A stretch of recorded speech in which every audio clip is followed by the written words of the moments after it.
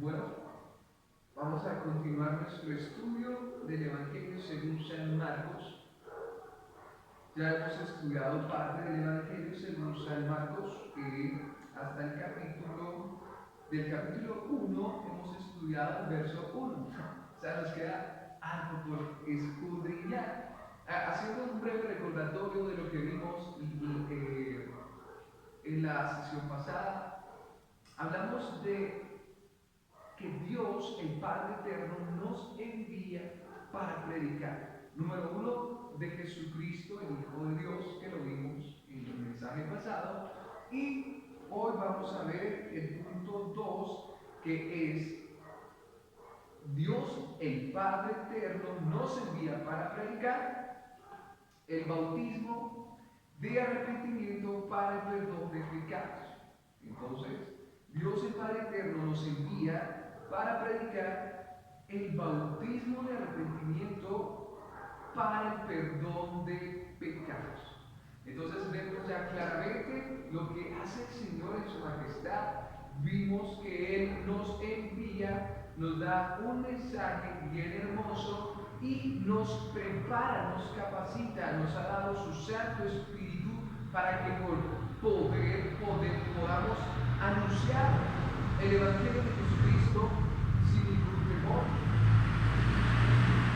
sin ningún miedo. Así que en esta parte del Evangelio vamos a ver que el Señor nos envía también a predicar sobre el bautismo de arrepentimiento para el perdón de pecados. Y nos preguntaremos, bueno, ¿qué es esto? Y vamos paso a paso. Así que vamos a leer el verso número 2. Dice, como está escrito en Israel, como está escrito en Isaías el profeta: he aquí yo envío mi mensajero delante de tu faz, el cual preparará tu camino delante de ti. Una vez más lo leemos: he aquí yo envío mi mensajero delante de tu faz, el cual preparará tu camino delante de ti. Aquí hay algo muy importante, y es que Dios Padre está hablando con Dios Hijo. Entonces vemos esa conversación bien hermosa, bien gloriosa, en la cual el Señor le habla a su Hijo. Le está dando un mensaje de lo que va a pasar. Él dice: yo envío mi mensajero delante de tu faz. Y eso es bien bonito, porque el Señor está diciendo: yo te envío mi mensajero, no cualquier mensajero, sino mi mensajero. En otras palabras, el mismo mensajero que el Padre prepara para que dé esa anunciación antes de que llegue Jesucristo. Y lo vamos a ver claro, que este mensajero que Dios envía delante de Cristo el Señor es Juan el Bautista. El profeta Isaías, muchos han tenido como tal vez el pensamiento de que un profeta es alguien que adivina el futuro, de alguien que, no sé, como mágicamente, podríamos decirlo, recibe palabras misteriosamente. Y no es así. El profeta era aquel que recibía el mensaje de parte de Dios y lo comunicaba al pueblo. Así de sencillo. Es eso. El profeta escuchaba la voz de Dios, el mensaje, la anunciación, la proclamación, y la daba al pueblo. Así que daba el mensaje de parte de Dios. Por lo tanto, los profetas siempre decían: así dice Jehová de los ejércitos, ¿sí? Así dice el Señor. Vemos que es un mensajero delante del Señor. Y esto es muy importante, porque si lo vemos en el profeta Isaías, vamos todos a Isaías, por favor, capítulo 40, y vamos a leer lo que Dios mandó a decir de parte para que Isaías compartiera al pueblo. Del verso 1 al 11 vamos a leer. Dice: consolaos, consolaos, pueblo mío, dice vuestro Dios. Hablad al corazón de Jerusalén, decidle a voces que su tiempo es ya cumplido, que su pecado es perdonado, que doble ha recibido de la mano de Jehová por todos sus pecados. Vos que claman en el desierto, preparad camino a Jehová, enderezad calzada en la soledad a nuestro Dios. Todo valle sea alzado y bájese todo monte y collado, y lo torcido se enderece y lo áspero se allane. Y se manifestará la gloria de Jehová, y toda carne juntamente la verá, porque la boca de Jehová habla. Voz que decía, da voces, y yo respondí, ¿qué tengo que decir a voces? Que toda carne es hierba, y toda su gloria como flor de campo. La hierba se seca, y la flor se marchita, porque el viento de Jehová sopló en ella. Ciertamente como hierba es el pueblo. Secase la hierba, marchitase la flor, mas la palabra de Dios nuestro permanece para siempre. Súbete sobre un monte alto, anunciadora de Sión, levanta fuertemente tu voz, anunciadora de Jerusalén. Levántala, no temas, di a las ciudades de Judá, ved aquí al Dios vuestro. He aquí que Jehová el Señor vendrá con poder, y su brazo señoreará. He aquí que su recompensa viene con él, y su paga delante de su rostro. Como pastor apacentará su rebaño, en su brazo llevará los corderos, y en su seno los llevará, pastoreará suavemente a las recién paridas. Este es el mensaje que Dios da al profeta Isaías para que lo comunique a Jerusalén. Entonces el Señor, Dios Todopoderoso, está diciéndole a Jesucristo, mira, voy a enviar un mensajero delante de ti. Él preparará tu camino.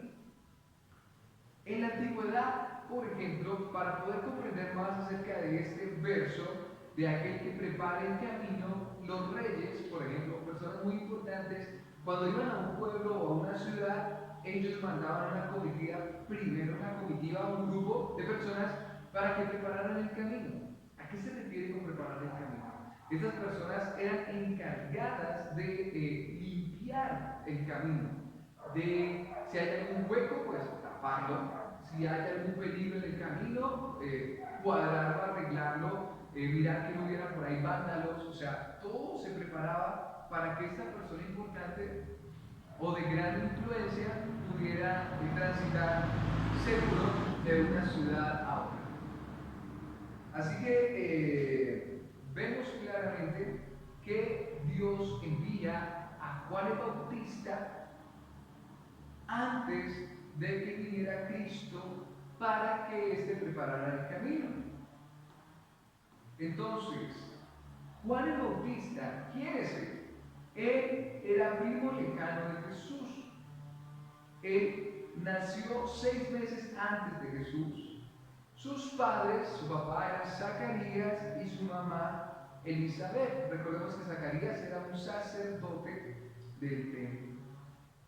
Así que tenemos en cuenta que antes que viniera el Salvador Jesucristo a empezar su ministerio, ya Juan el Bautista estaba proclamando esta venida del Mesías, del Salvador, que vamos a ver claramente ya más adelantico cuál era en sí la tarea de Juan el Bautista y qué hacía Juan el Bautista.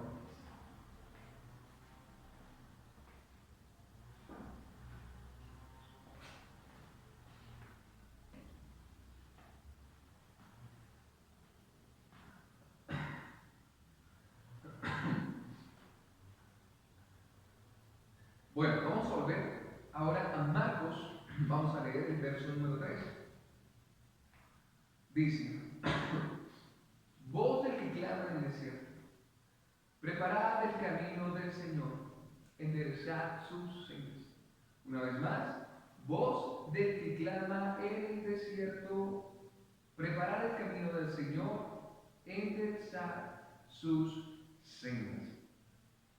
Entonces, aquí vamos a ver algo bien interesante, y es que Juan el Bautista tenía este ministerio, este llamado a clamar en el desierto, voz del que clama en el desierto, dando a entender que era una predicación, podríamos decir de cierta manera un clamor fuerte, podríamos decir unos gritos, de Juan el Bautista gritaba anunciando el mensaje, de una u otra manera manejaba la tonalidad de las voces, pero era un clamor, era algo como urgente que hacía ese llamado a las personas.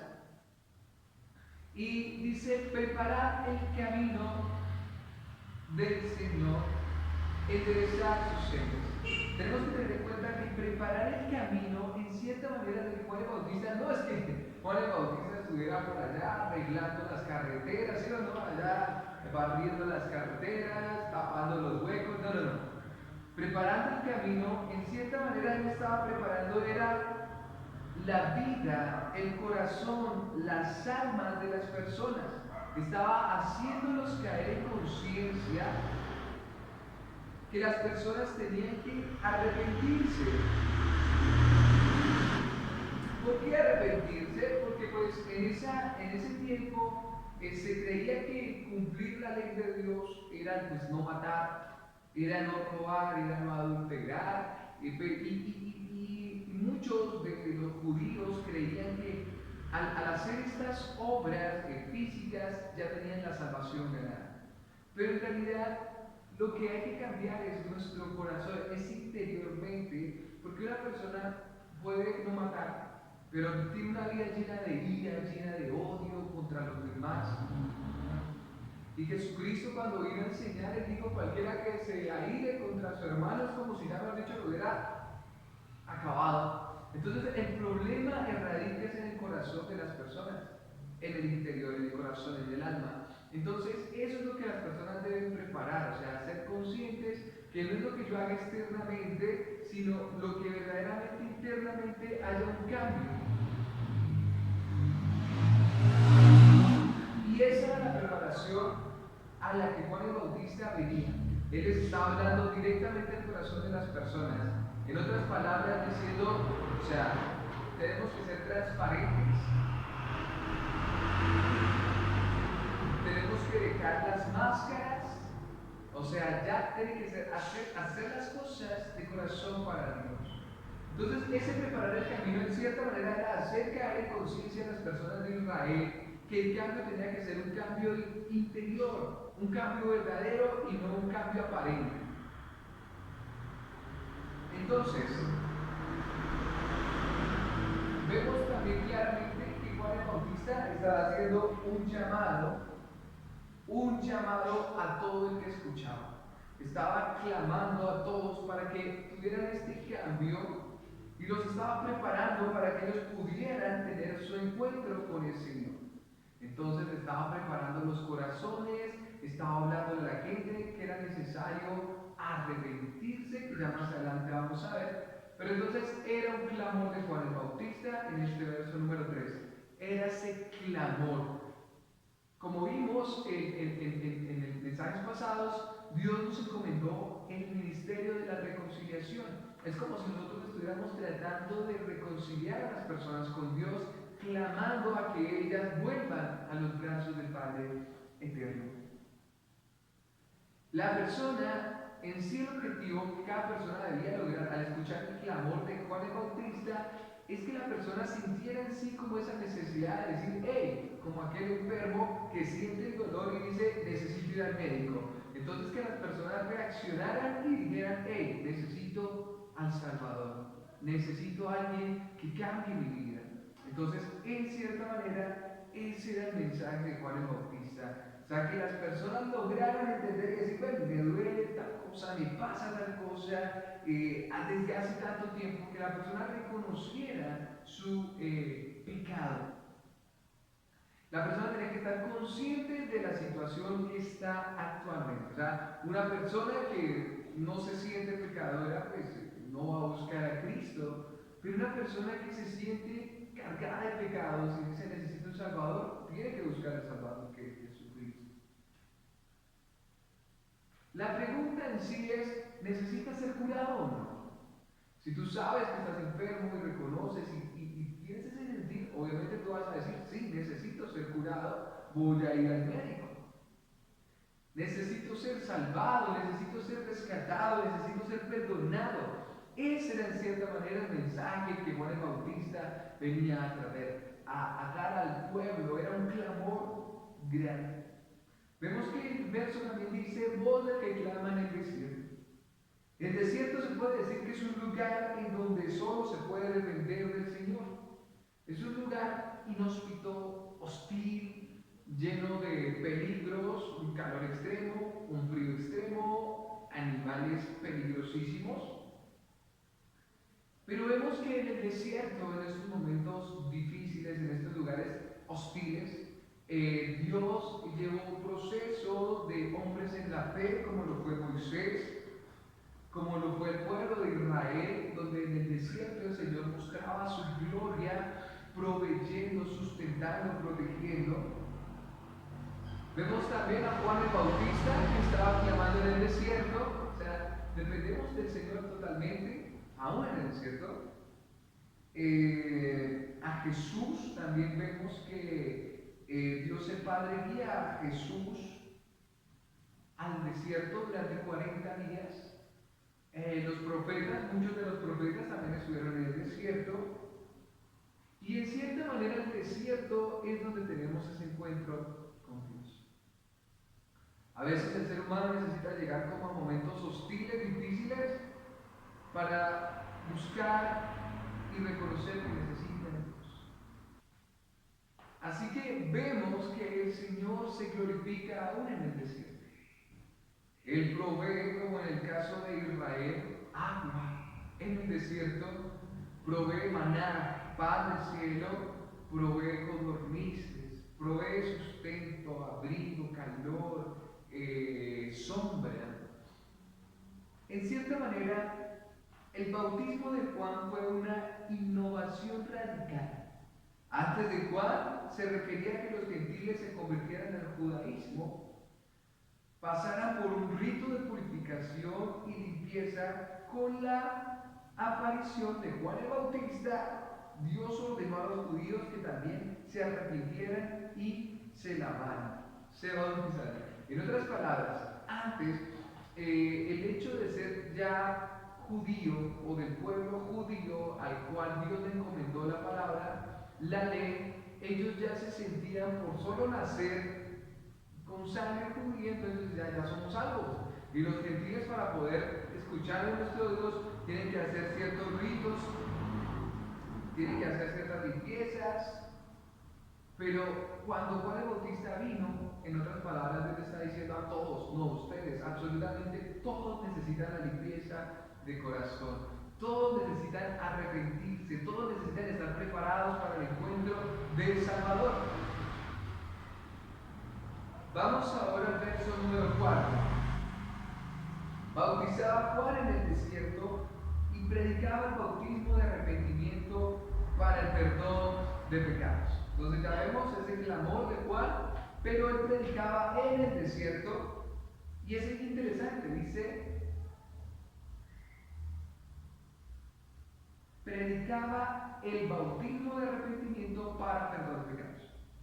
Entonces aquí vemos claramente, vamos a entender por ejemplo la palabra bautismo.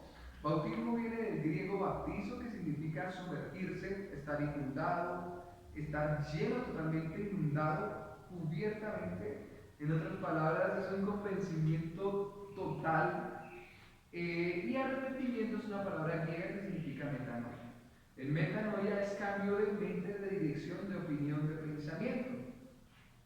En otras palabras, las personas al estar bautizados, sumergidos, que simbólicamente eran agua, pero también quería decir, o sea, estamos completamente convencidos, sumergidos, llenos de este cambio de pensamiento.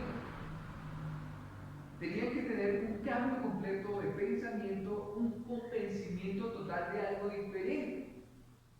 Y obviamente aquí lo que todo ser humano necesita reconocer y estar completamente convencido es que todos somos pecadores y necesitamos al Salvador. Eso es, ese es, en cierta manera, lo que significa el bautismo, estar convencidos, completamente convencidos, que somos pecadores y que necesitamos a Cristo para la salvación de nuestras almas. Ahora, vamos a ver dos partes del bautismo en arrepentimiento. Entonces, el bautismo en arrepentimiento podríamos decir que el cambio de pensamiento, o sea, el arrepentimiento, ese cambio de mente, podríamos decir lo siguiente. Primero, somos pecadores, es lo que nuestra mente debe entender. Entonces, soy pecador, ese es el pensamiento, ese es el arrepentimiento, el cambio de mente, que yo sé que estoy arrepentido, cambio de pensamiento, o sea, sé que soy pecador. Una persona que no está arrepentida, pues va a decir lo contrario, va a decir, yo soy justo, no necesito arrepentirme de nada, porque yo soy justo. Pero el arrepentimiento nos llega a entender que somos también culpables. Sí, somos culpables del pecado que hemos cometido contra Dios y contra el prójimo. La persona no arrepentida sencillamente se va a declarar inocente. No, yo soy inocente, yo no veo nada, soy inocente.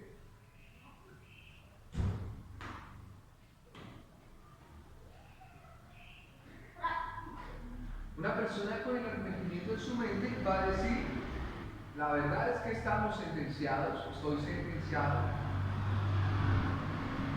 Una persona que no tiene el arrepentimiento en su mente dice, no, pues yo soy libre de hacer lo que quiera, yo puedo hacer lo que quiera. Una persona entendiendo el arrepentimiento va a decir, ven, el juicio me aguarda, en cualquier momento voy a tener que responder. Una persona que no se arrepiente sencillamente dice, yo no me meto con nadie, no le debo a nadie, mejor dicho, yo estoy en paz con todos. Una persona que se arrepiente dice, ven, estoy perdido, totalmente perdido. Una persona que no se arrepiente sencillamente dice, no, yo tengo el control de mi vida, yo manejo mi vida como quiera. Una persona que se arrepiente dice, necesito un salvador, necesito ser salvo. Una persona que no se arrepiente sencillamente va a decir, yo soy superhéroe, yo soy mi propio Dios, mi propio legislador, yo lo puedo todo. Una persona que se arrepiente va a decir, necesito guianza de Dios.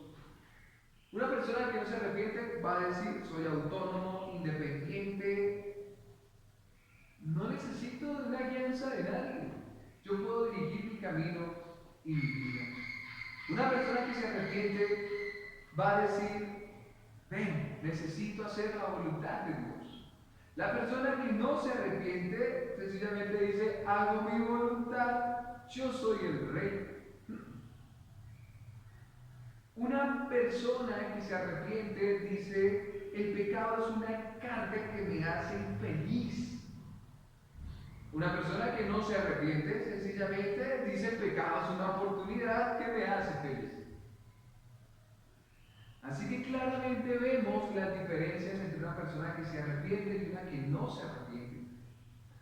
Y esto es a lo que vino Juan el Bautista, como a dar a conocer a las personas que necesitamos del Salvador, que nuestras obras no nos pueden salvar.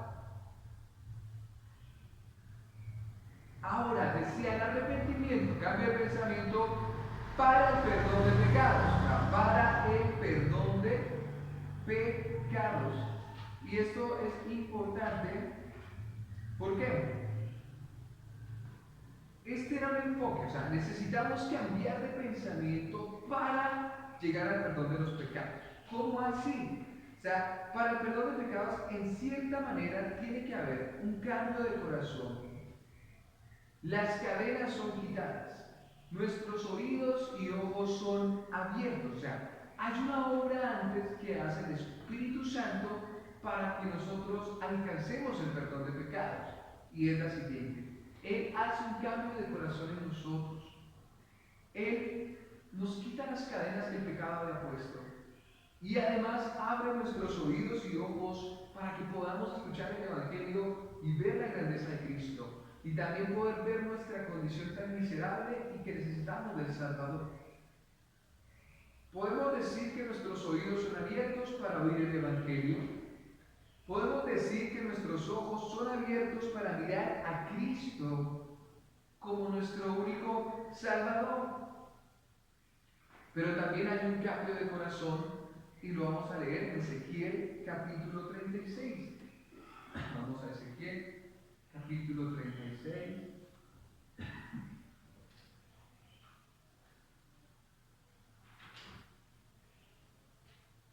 verso 26 al 28.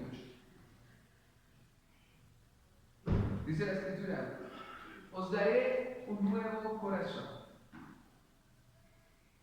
y pondré espíritu nuevo dentro de vosotros, y quitaré de vuestra carne el corazón de piedra y os daré un corazón de carne, y pondré dentro de vosotros mi espíritu, y haré que andéis en mis estatutos y guardéis mis preceptos y los pongáis por obra.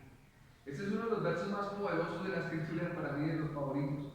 Me gustaría leerlo otra vez. Dice 28 del capítulo 36, 27, no, 26, dice: os daré corazón nuevo y pondré espíritu nuevo dentro de vosotros, y quitaré de vuestra carne el corazón de piedra y os daré un corazón de carne, y pondré dentro de vosotros mi espíritu, y haré que andéis en mis estatutos y guardéis mis preceptos y los pongáis por obra. Vemos que Dios, en su gracia y majestad, hace esta obra incomparable. Él cambia nuestro corazón, Él nos da su espíritu para que podamos con su espíritu andar en sus estatutos y ponerlos por obra. Ahora, vemos que el Señor hace ese cambio de corazón, y ese cambio de corazón es para que podamos creer las palabras del Salvador. Si podemos creer en el Salvador y poner nuestra confianza y depositar en Él como nuestro único y gran amor, recibiremos el perdón de pecados. Las cadenas son rotas. Él nos da libertad del pecado.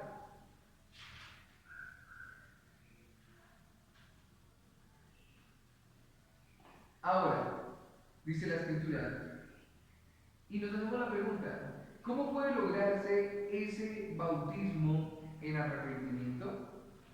Es una buena pregunta que nos hacemos. ¿Cómo podemos lograr ese bautismo en arrepentimiento? Pues Juan capítulo 16 del 7 al 11 nos dice. Vamos a Juan capítulo 16 del 7 al 11. Evangelio según San Juan capítulo 16 del 7 al 11. Dice la Escritura: pero yo os digo la verdad, os conviene que yo me vaya, porque si no me fuese el Consolador, no vendría a vosotros. Mas si me fuere, os lo enviaré.